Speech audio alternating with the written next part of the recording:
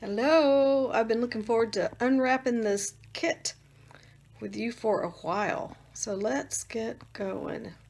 This is the premium starter kit, and it's the one with the Desert Mist diffuser. This is a diffuser. It's really beautiful. I haven't had this one before.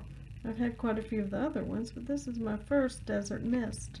So here are the 11 oils that we talk about all the time, and they chose a really good starting set of oils. In the bottom of the box was the 2018 product guide, which there's also a link online I can give you, Essential Oils magazine, and what we get in every monthly order, the Essential Edge, which is always informative. Okay, so pull the sleeve off, and then here we go. And I love the seed to seal because that is one thing that sets Young Living apart and makes me trust them so much. Took me a second to figure this out. Here we go. Oh my goodness, look how wonderful. There they all are.